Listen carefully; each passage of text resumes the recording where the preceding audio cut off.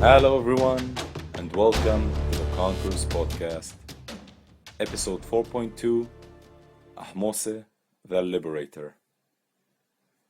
Last episode, we talked about the history of ancient Egypt, from the days of early human settlement to the reign of Seqenenre Tao, king of the 17th dynasty.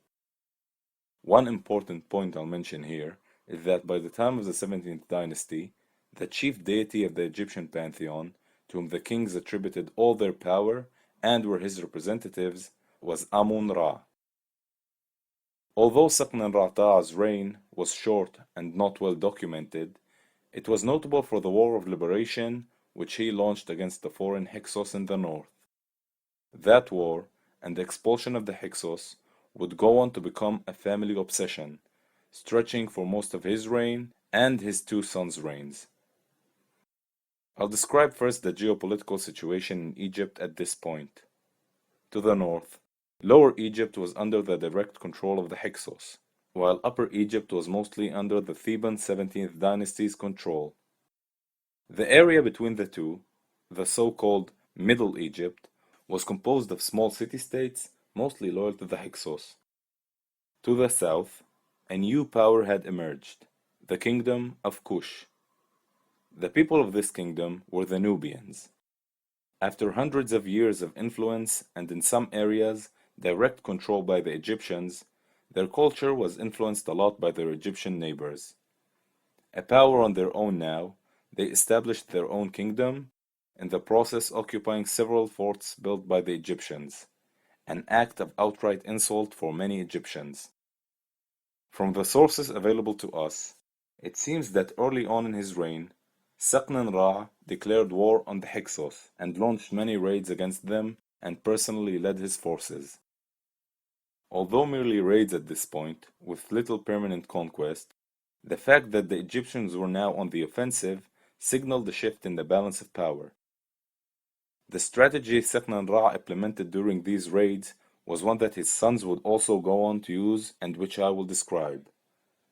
The Thebans would attack on two fronts, with the land army being commanded by the king, while the Theban navy sailed up the Nile, serving primarily as an assault force, and not as one would expect for carrying supplies. As from the sources available to us, it seems that the Egyptian army mostly lived off the land. Very bad news for the locals.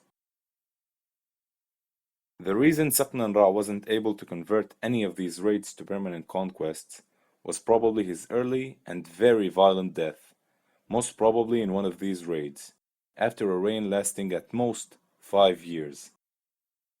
His mummy was found with several gruesome wounds on his head and neck. As Eugene Gribaud, the Egyptologist who uncovered the mummy, concluded very graphically, a blow from an axe must have severed part of his left cheek, exposed his teeth, fractured the jaw, and sent him senseless to the ground. Another blow must have seriously injured the skull, and a dagger or a javelin has cut open the forehead on the right side, a little above the eye. His body must have remained lying where it fell for some time. When found, decomposition had set in, and the embalming had to be hastily performed as best as it might. And indeed, amongst the royal mummies found, his was one of the worst preserved. One theory even suggests that Seqenenre was executed by the Hyksos. And if true, it seems that the execution didn't go so smoothly.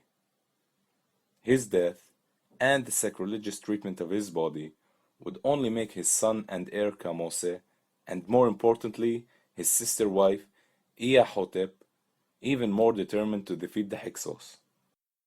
Add the death of Seqenenre the Brave, and due to Kamose's young age and inexperience, his mother acted as a regent until her son was ready.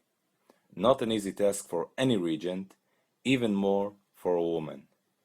But Ahhotep would prove to be as capable as her husband and her two sons, holding the kingdom together at a potentially dangerous moment when its king died in battle, and ensuring the survival of their dynasty. She even managed to expand the kingdom a bit until her son was ready to take the throne. An obviously energetic ruler, Kamose resumed the war with the Hyksos as soon as he took the throne. turning his father's raid into a full-scale invasion. Inscriptions dating to his reign were found that established another aspect of this war that may have already existed, but now seemed to have become state propaganda, later to be embraced by Ahmose, that the Hyksos were foreigners, Asiatic invaders who defiled the Holy Land of Egypt, and must be vanquished. We don't have a lot of information about Kamose's campaigns in the north. He continued his father's strategy of a two-front assault by both land and river. Some sources even claim that he attacked Avaris itself, though that seems to be an exaggeration. Fun fact, to all of you who have watched the first two films of the Mummy series, during Kamose's campaigns, we get the first mention of widespread use of units composed of a people the Egyptians called the Magi. Magi was a term used by the Egyptians for all the nomadic peoples that inhabited the desert border between Upper Egypt and Nubia.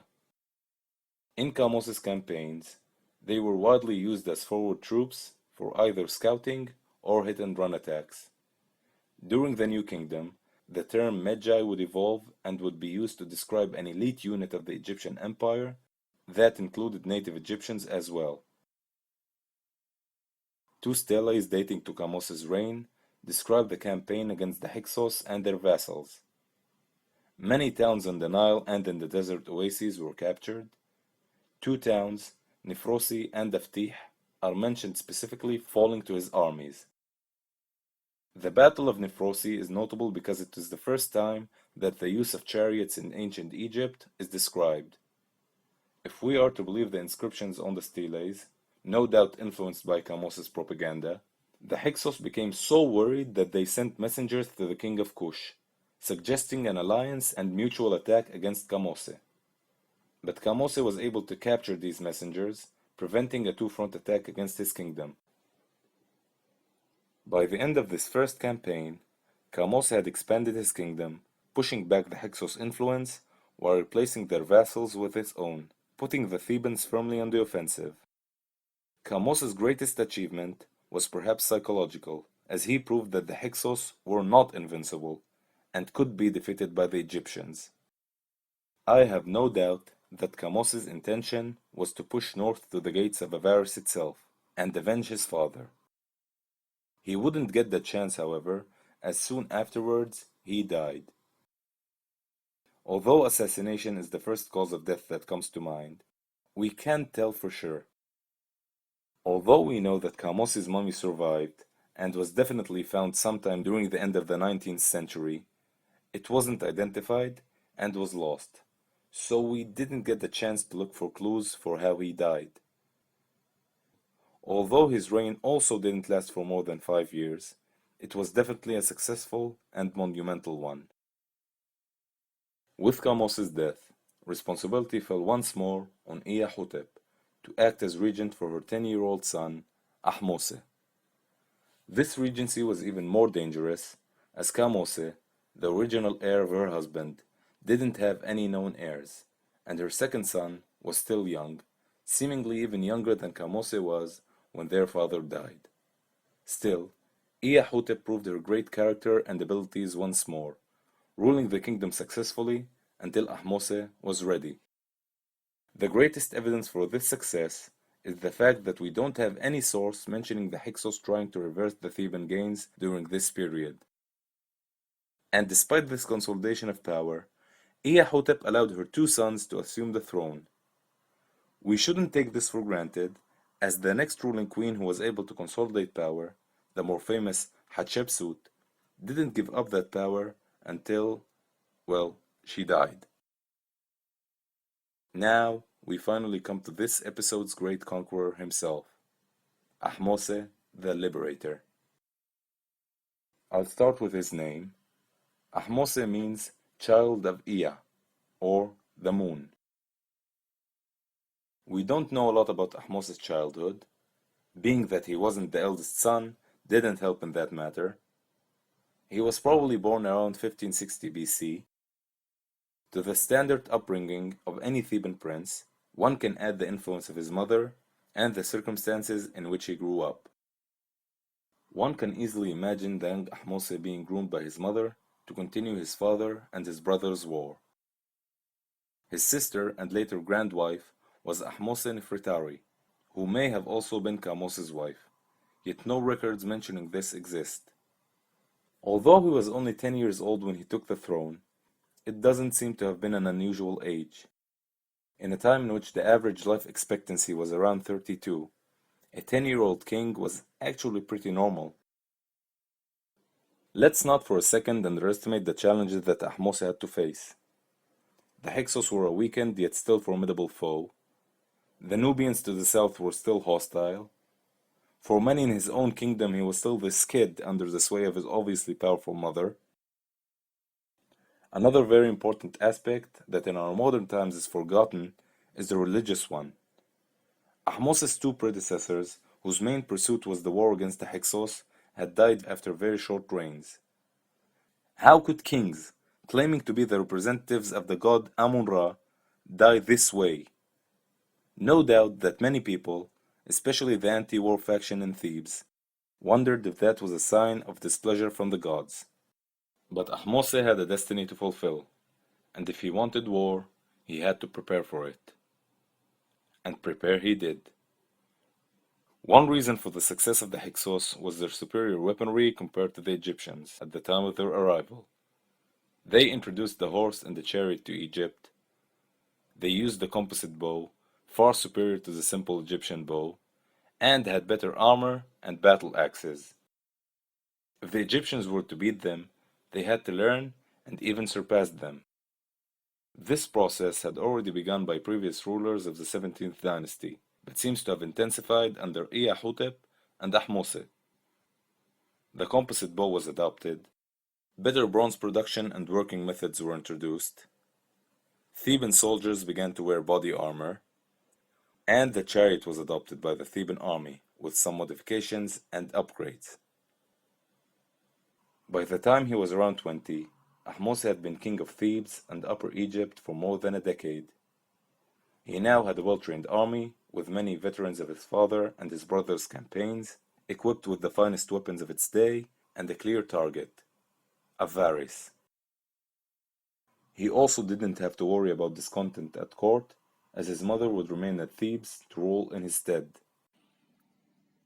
As incredible as it sounds, we actually have what we would today call an autobiography of a soldier who fought under Ahmose that gives us a first-hand account of the king's campaigns.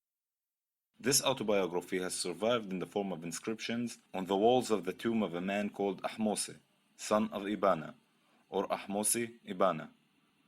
He was the son of an officer who fought in Seqenenre's campaigns, and would himself go on to serve with distinction under Ahmose and his two successors, Ahmose I and Ahmose I, in campaigns stretching from Nubia to the south, to perhaps as far as the Euphrates in the north. We must of course read it with a grain of salt, as he would have no doubt taken great care in glorifying his pharaoh and his role in the campaigns. Still, the autobiography fits the general course of events, and seems to mostly correlate with the historical events it covers. After making offerings to the gods, most importantly to Amun-Ra, Ahmose marched north. Nobody knew at that point that ahead lay more than 15 years of war and conquest, which would take Ahmose and his army to the gates of Avaris and beyond, conquering every city and defeating every force in their path. The first major city to fall to Ahmose was Memphis. His father and brother both had victories and both had captured cities, but none of their achievements rivaled that of liberating Memphis. The old capital was a shadow of the city it was in its glory days, but its capture still held immense importance. It was also important strategically, as Memphis lay close to the point from which the Nile spreads to form the delta, meaning that now Ahmose controlled all of Upper Egypt, and controlled the entrance to the many branches which formed the delta, giving him an option to attack at any direction he wished, while making it far more difficult for the Hyksos to sail up the Nile and attack him. Regarding siege tactics, the Theban army had no catapults or ballistas, only ladders and some basic siege towers. Its siege strategy was a very basic one: to completely envelop a city, cut it off of supplies, and assault whenever possible. And just let me say that it's easier said than done. Although the records dating to that period, including those of Ahmose I, probably contain political propaganda, we can conclude that Ahmose was not the idle king that stayed back at the palace while his armies did all the dirty work. Although he probably didn't fight, he was there on the front, campaigning with his men, taking part in the planning, sleeping in the camp, handing out awards and decorations to his soldiers, and providing the morale of seeing their god king on the battlefield. After Memphis, Avaris was now the target of Ahmose. The obvious choice would have been to march straight at it, as the Hyksos were now deprived of their southern vassals, and he now controlled all access points from the south. He would, however, pursue another course. You see, despite the fact that the center of the Hyksos realm was now in Egypt, they still controlled territory and had allies in Canaan, from where they would have brought reinforcements and supplies. The siege technology available to the Egyptians was not that advanced, and the siege of Avaris would be lengthy and hard to maintain properly, if its northern and eastern approaches would not be firmly secured. And so, Ahmose marched with his army northeast, towards the city of Ono, whose more famous Greek name is Heliopolis. Ono was a major town, in both size, and in that it housed the ancient temple known as the Great House, a great temple dedicated to the god Amun-Ra. After Heliopolis, Ahmose seems to have continued his march north, with little difficulty until reaching the town of Jaro, close to the Mediterranean coast, completely blocking the land route from Egypt to Canaan. Personally, whenever I read about any battle or specific moment for any general or conqueror, think about what must have gone in their head at certain moments. One such moment is this. What went on in Ahmose's head at that moment? Here he is, 3 years into his campaign, so close to the final step of the war his father had started so many years ago, for which he paid with his life. So close to liberating Egypt and its people, fulfilling his sacred duty as the god king. Just one obstacle lay in his way, Avaris. What went on in his head at that moment? Avaris was the capital of the Hyksos. It lay on the Nile at the northeastern part of the delta. It was heavily fortified and prepared for an assault. The Hyksos didn't just sit idle all these years. They watched Ahmose and knew that the attack was coming. We know that the Hyksos introduced innovations in fortifications and that the city had a formidable citadel. It was also their capital, which meant that the Hyksos defenders would fight ferociously.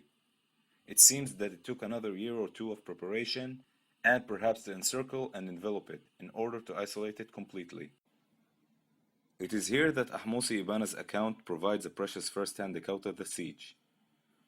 When the town of Avaris was besieged, I fought bravely on foot, in His Majesty's presence. Thereupon, I was appointed to the ship Seqenenre. Then, there was fighting in the water of Avaris. I made the seizure and carried off a hand.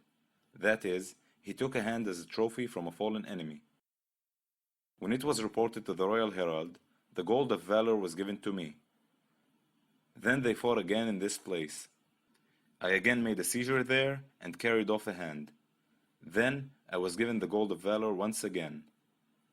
Then there was fighting in Egypt to the south of this town, and I carried off a man as a living captive. I went down into the water, for he was captured on the city side, and crossed the water carrying him. When it was reported to the royal herald, I was rewarded with gold once more. Then Avaris was despoiled, and I brought spoil from there. 1 man, 3 women, total 4 persons. His Majesty gave them to me as slaves. End quote. From this account we learn many things. First of all, and something that amused me, even then, men had the urge to name their ships. More than 3,000 years ago, and men were giving names to their stuff. Second, here we have a definite proof that the assaults on the mostly riverside cities of Egypt were both amphibious and from the land. This probably means that the Theban army would probably wait for the water levels of the Nile to rise in order to better attack the walls. Third, that the siege had to be halted for a while due to events in the south. It seems that a rebellion arose in the south by previous vassals of the Hyksos. These, however, were decisively put down by forces led by the Queen Regent herself, with reinforcements from Ahmose in the north. Ahmose himself seems to have kept the siege on Avaris until he could finally focus solely on taking it. We don't have a clear timeline, but it seems that Avaris finally fell to Ahmose's army around 1536 BC, after a ferocious siege that lasted some months. The Hyksos as a political and cultural force in Egypt were destroyed, with the remnant fleeing to the Sinai and Canaan. Despite it being a lengthy and costly siege, and despite Ahmose Ibana's account, no evidence were found to indicate large-scale looting or destruction. Ahmose would follow up on this victory with an attack across the north of the Sinai Peninsula, taking the last major holdout of the Hyksos, a town called Sharuhin, close to modern-day Gaza. This siege wasn't the walk in the park one would expect. Sharuhin was close to the Hyksos' native country. It was well fortified and supplied, and was far away from Thebes. It took 3 years of siege to finally take this last stronghold. Ahmose had finally fulfilled his destiny. He had avenged his father and finished his and his brother's war. Egypt was finally free and united. The king of Lower Egypt and Upper Egypt finally controlled the two lands. This point marked the end of the Second Intermediate Period. Ahmose would go on to be considered as the founder of a new dynasty, the 18th dynasty, that would usher in a new period of Egyptian history, the New Kingdom. The capital of this kingdom was, of course, Thebes. Starting from Ahmose's reign, Thebes would not be just a political center, but from now on, a religious center. The famous Karnak temple complex, constructed during the Middle Kingdom, would from now on be expanded and upgraded by the kings of the New Kingdom to become the religious center of Egypt, dedicated to Amun-Ra, and eventually surpassing the aforementioned Great Temple of Unu. Ahmose was now around 31 years old, his prime by the standards of the day. As we will see again and again, what could a successful conqueror with a loyal, veteran army possibly want after completing a successful conquest? Well, it's usually more conquest. The first target was Canaan. His main goal doesn't seem to have been conquest, but rather to mop up the remnant of the Hyksos and their influence, and show those Canaanites who was the new top dog. Another reason was economical, to reopen the trade routes with Canaan to the new kingdom. This campaign is not well documented, as it seems our hero, Ahmose Ibana, didn't take part in it. The farthest point reached by Ahmose was Byblos, in modern-day Lebanon, and although that area wasn't conquered, southern Canaan and the Sinai were now under Egyptian control. After the Canaanites, the next target would be the Nubians. The Thebans saw themselves as the heirs of the old kingdoms and did not forget the Nubians' attack on Egypt during the Intermediate Period, their occupation of Egyptian fortresses, and their alliance with the Hyksos. This campaign is better documented. It seems to have taken place around Ahmose's 22nd year of reign, which means he was around 32. During this campaign, a rebellion of Nubians, led by a native Egyptian named Titian, also erupted and was also crushed. Again, we have Ahmose Ibana to thank for his account of the campaign. Then Ata, a Nubian king, came to the south. His fate brought on his doom. The gods of Upper Egypt grasped him. He was found by His Majesty at Tent Tah. His Majesty carried him off as a living captive, and all his people as booty. I brought 2 young warriors as captives from the ship of Ata. Then I was given 5 persons and portions of land amounting to 5 arura in my town.